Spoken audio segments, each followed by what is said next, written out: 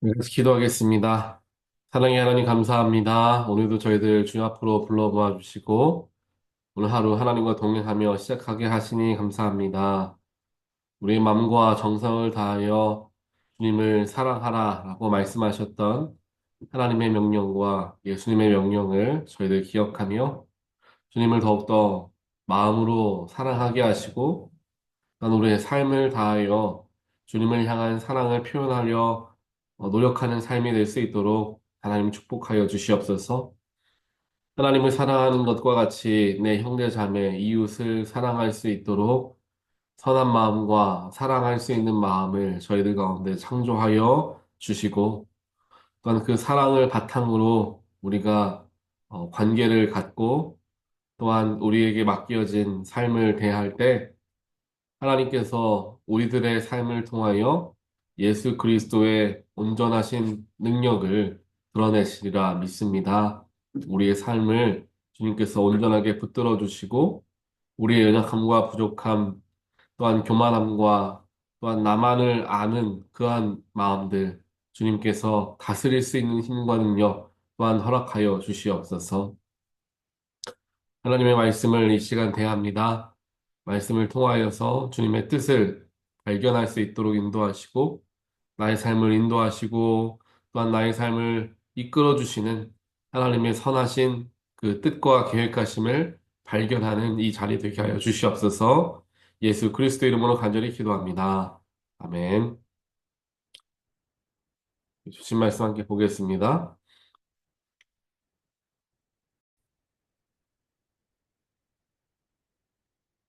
오늘 우리에게 주신 말씀 누가복음 16장 19절로 31절까지입니다.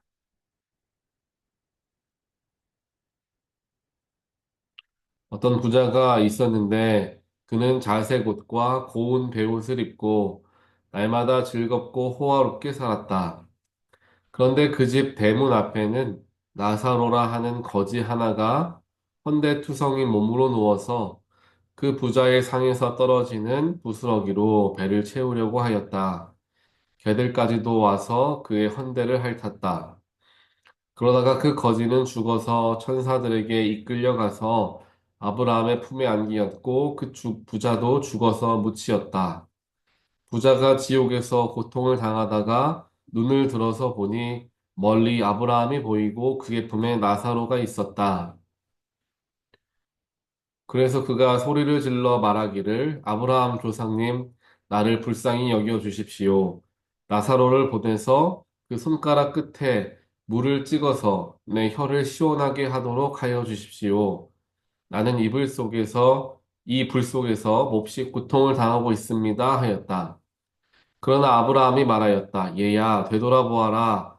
내가 살아있을 동안에 너는 온갖 호사를 다 누렸지만 나사로는 온갖 괴로움을 다 겪었다. 그래서 그는 지금 여기에서 위로를 받고 너는 고통을 받는다. 그뿐만 아니라 우리와 너희 사이에는 큰 구렁텅이가 가로놓여 있어서 여기에서 너희에게로 건너가고자 해도 갈 수 없고 거기에서 우리에게로 건너올 수도 없다. 부자가 말하였다. 조상님 소원입니다. 그를 내 아버지 집으로 보내주십시오. 나는 형제가 다섯이나 있습니다. 제발 나사로가 가서 그들에게 경고하여 그들만은 고통받는 이곳에 오지 않게 하여 주십시오. 그러나 아브라함이 말하였다. 그들에게는 모세와 예언자들이 있으니 그들의 말을 들어야 한다. 부자는 대답하였다. 아닙니다. 아브라함 조상님, 죽은 사람들 가운데서 누가 살아나서 그들에게로 가야만 그들이 회개할 것입니다. 아브라함이 그에게 대답하였다. 그들이 모세와 예언자들의 말을 듣지 않는다면 죽은 사람들 가운데서 누가 살아난다고 해도 그들은 믿지 않을 것이다. 아멘. 오늘 그 누가복음 16장 말씀은 우리가 많이 접해 보셨던 이제 나사로와 부자에 대한 그런 이야기입니다. 이 한 부자가 있었는데 그는 그의 삶을 자신이 가지고 있는 많은 부를 사용하여서 호화롭게 날마다 즐겁게 살아갔다라고 성경에서 예수님께서는 그 비유의 말씀을 시작할 때 말씀을 하십니다. 그 부자가 가진 것 가지고 날마다 즐겁고 호화롭게 살았다라고 이제 표현을 하죠. 세상적으로 보았을 때 이 부자는 많은 사람들의 부러움을 사는 그러한 사람이었을 것입니다. 날마다 날마다 즐겁게 또 호화롭게 살았다 성경은 이제 이야기를 하고 있는 거죠. 그렇기 때문에 주변에 있는 사람들은 생각할 수 있을 겁니다. 아, 저 사람은 매일같이 행복하고 매일같이 즐겁게 저렇게 살아가는구나 라고 생각하지. 오늘 말씀에서 예수님이 그렇다고 뭐 이 사람이 허랑방탕하게 살았다 뭐 그런 이야기를 하지는 않습니다. 하지만 가진 물질을 가지고 즐겁게 살았다라고 표현을 하죠. 세상에서 즐겁게 살고 있었던 세상에서 많은 것을 누리며 매일같이 슬픈 일도 없고 즐겁게 기쁘게 살아갔던 이 부자에 대한 이야기를 시작하시면서 그와 대비되는 한 인물, 나사로라는 인물을 이제 말씀을 하십니다. 그런데 집 대문 앞에는 나사로라 하는 거지가 있었다라고 합니다. 그래서 이 부자가 항상 이제 연회를 여는데 이 연회를 열 때 사람들이 먹고 남은 그 음식들이 이제 떨어지거나 이제 누가 먹다가 버리는 음식들이 있으면 그걸 주워 먹기 위해서 이 거지 나사로가 이 부자 집 대문 앞에 항상 있었다라는 거예요. 그러다가 이제 거지가 죽고 부자도 마찬가지로 죽었다라고 하는데 이 거지는 죽어서 천국에 가게 되고 부자는 죽어서 지옥에 가게 되었다라고 대비적으로 이야기를 합니다. 세상에서 즐겁고 호화롭게 날마다 많은 것을 누리며 살아갔던 이 부자는 죽어서는 지옥에 가서 날마다 고통을 받게 됩니다.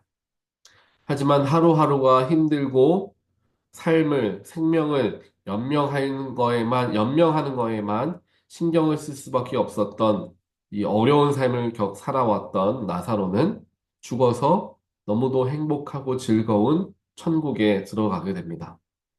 즉, 이 세상에서 즐겁게 살았던 사람은 고통 가운데 가고 힘들게 살았던 사람은 이제 천국에 가게 되었다라는 것으로 이제 반대적으로 이제 표현이 되는 거죠.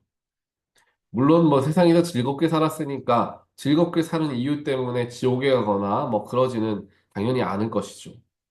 하지만 즐겁게 살았다. 날마다 자기가 가지고 있는 물질로 즐겁게 살았다라는 것을 통하여서 세상적인 즐거움을 누리면서 영적인 즐거움을 누리지는 못했다라는 것을 우리가 유추해 볼 수 있습니다.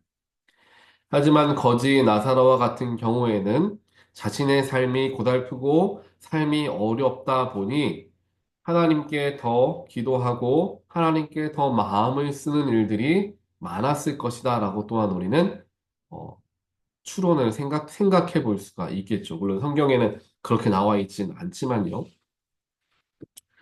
그렇기 때문에 세상적으로 많은 즐거움을 누릴 수 있는 여건이 되고 또 내가 가진 것으로 인하여서 충분히 어려움 없이 살아갈 수 있는 그러한 삶의 세상적인 축복들이 오히려 우리의 영적인 건강을 위해서는 조금은 불필요한 것들이 될 수 있고 걸림돌마저 될 수 있다라는 생각을 우리가 할 수 있을 겁니다.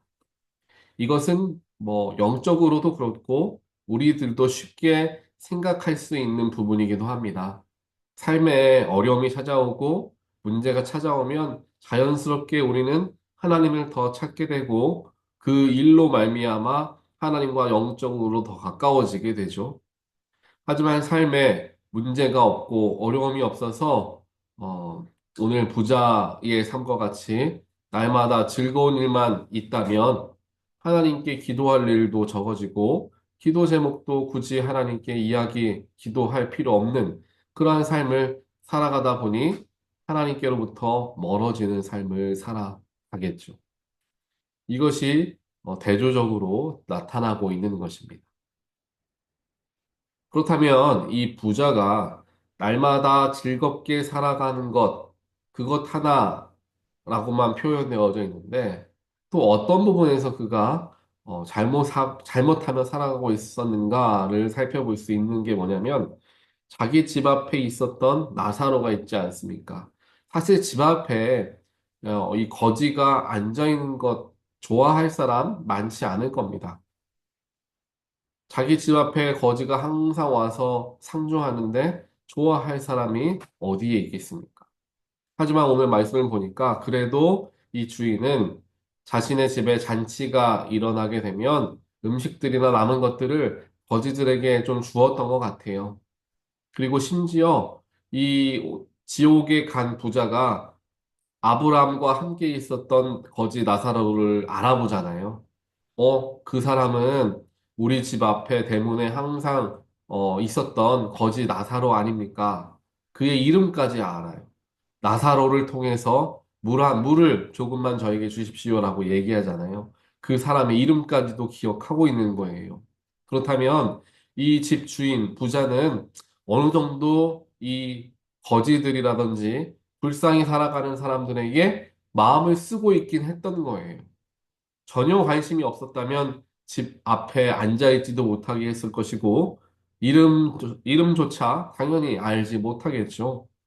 하지만 이 부자는 거지 나타로를 알아봤고, 이름도 알고 있었던 것을 보면, 그만큼 어느 정도의 긍휼한 마음은 가지고 있었던 것을 알 수가 있습니다. 하지만 그 긍휼한 마음을 가지고 있었지만, 그를 온전하게 도와주는 일들은 하지 못했던 거죠. 또 더 나아가 자신이 즐겁게 자신의 삶을 즐기느라 다른 사람을 돌아볼 시간조차도 갖지 못했던 것을 알 수가 있습니다. 그래서 이제 죽고 나서야 이제 깨달은 거죠. 내 가족들도 이렇게 살다가는 다 이 지옥에 올 텐데 이 가족들을 어떻게 해야 되나 하는 마음이 그제서야 들었다는 거예요. 자신이 살고 있을 때에는 자신조차도 하나님께 예수 복음으로 말미암아 구원받아야 된다라는 것을 생각하지 못했는데 죽었을 때까지 당연히 알 수가 없겠죠. 죽어서야 이제서야 내가 세상에서 하루하루를 즐겁게 살아가는 것에 힘을 쓰는 것보다 죽어서 천국 갈 수 있는데 힘을 쓰는 것이 훨씬 더 유익하고 참된 길이었다라는 것을 그제서야 이제 이 부자가 이제 깨닫게 되었다라는 거예요. 그래서 아브라함에게 이야기를 하죠. 당신이 제발 우리 가족들에게 찾아가 주셔서 당신들은 그렇게 살지 않고 천국에 갈 수 있도록 힘을 쓰며 살아가십시오라고 전해달라라는 이야기를 합니다. 하지만 아브라함은 그렇게 할 수 없다라고 이야기하며 죽은 사람이 돌아와야지만 그 말을 믿을 수도 있을 텐데 그래도 그 조상들의 이야기도 듣지 않은 사람들이 죽은 사람이 살아 돌아왔다라고 해도 그 이야기를 듣겠느냐라는 이야기를 이제 하게 되죠. 그러면서 죽은 사람이 살아서 돌아와 천국과 지옥에 대해서 이야기를 해도 유대인들, 당신들의 가족들은 그 예수를 믿지 않을 거다, 메시아를 믿지 않을 거다라는 이야기를 하는 겁니다. 이 부자의 지옥에 들어간 이 부자의 마음속에 큰 안타까움이 있습니다. 죽어서야 마지막 때가 돼 보아서야 자신이 잘못 살았다는 것을 그제야 깨우쳤다라는 것. 또한 이미 그때는 모든 게 다 끝나 늦었다라는 것. 이것을 오늘 말씀의 비유를 통하여서 우리는 보게 됩니다. 우리에게도 이와 같이 삶을 살아가는데 중요하다 여겨지는 것들, 또한 그것으로 인하여서 내가 만족하며 살아갈 수 있다, 내 마음을 편안하게 하며 살아갈 수 있다, 라고 생각하는 그 수많은 세상의 것들이 나의 영에도 도움이 되는가? 우리는 늘 어, 분별하며 살아갈 줄 알아야 하는 겁니다. 나에게 주어진 물질의 축복, 나에게 주어진 건강의 축복, 혹은 내가 가지고 있는 여러 가지 축복들을 나의 즐거움만을 위해서 사용하다 보면 결국 우리는 하나님의 나라에 온전하게 들어갈 수 없을 것이다. 라고 예수님께서는 말씀하시지 않습니까? 나더러 주여 주여 하는 모든 자마다 모두가 하나님의 나라에 들어갈 수 없다. 라고 말씀하시는 것과 마찬가지일 것입니다. 그렇다면 나에게 주어진 것들, 그것이 많던 적던 그것이 나의 삶을 즐겁게 하는 도구가 되는 것이 아니라 하나님의 마음을 기쁘시게 하는 도구로서 우리가 그것을 사용할 때 내 삶의 육신이 즐거워지는 것은 아닐 수 있겠지만 내 삶의 마음과 영이 즐거워지게 되는 것은 분명할 것이고 또한 그렇게 사용되어지는 나의 삶의 여러 가지 것들은 결국 하늘나라에 쌓이는 보화가 되어진다는 것을 오늘 말씀을 통하여 우리는 배울 수가 있습니다. 또한 인간의 목숨은 유한하기 때문에 우리가 언제 하나님 앞에 불려갈지는 알 수 없습니다.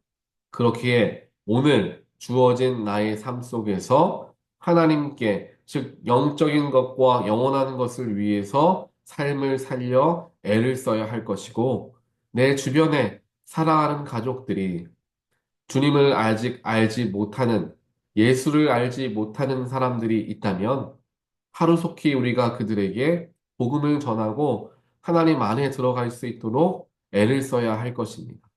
죽고 나면 우리가 죽거나 그들이 죽게 되면 아무런 소용이 없고 아무것도 할 수 없는 그 슬픈 날이 올 것임을 오늘 말씀을 통하여서 우리가 보면서 우리가 사랑하는 가족들, 또 우리가 주변에 있는 사랑하는 친구들, 또 나와 관계에 있는 여러 사람들에게 그들이 온전하게 예수를 믿고 구원을 얻을 수 있도록 우리가 더 기도하고 그들에게 나아가야 나중에 우리가 가슴 아픈 일이 없을 수 있을 거예요. 왜냐하면 오늘 말씀에 따르면 천국에 있는 사람이 지옥에 있는 사람을 직접 볼 수 있고 대화할 수 있을 정도로 가까이 있다라는 것이죠. 넘어갈 수는 없지만 볼 수 있다라는 거예요. 내 사랑했던 사람들이 나는 천국에 있는데 살아가는 사람들은 천국에 있지 못하다면 그 모습이 얼마나 안타깝겠습니까? 반대도 마찬가지겠죠. 그렇기에 우리가 살아있을 때, 즉 생명이 있을 때 더욱더 복음을 전해야 하는 이유가 바로 여기에 있다라는 것입니다. 오늘 이 짧은 말씀이지만 이 거지 나사로와 부자에 대한 이 비유, 예수님의 비유 속에서 우리는 많은 것을 묵상하고 깨달을 수 있습니다. 각자에게 더 크게 다가오는 하나님의 말씀을 잘 기억하시면서 그게 왜 나에게 더 크게 다가오는가 한번 생각하고 기도해 보시고 그렇다면 내가 이 말씀을 삶에 적용하며 살아가기 위해서는 무엇을 해야 하는가에까지 마음을 쓰고 또한 그 마음 쓴 것을 행하여서 말씀에서 예수님께서 가르쳐 주시길 원하시는 것을 나의 삶에 적용하며 온전하게 살아가게 되는 저와 여러분이 되시기를 주님의 이름으로 간절히 축원드립니다. 같이 기도하겠습니다.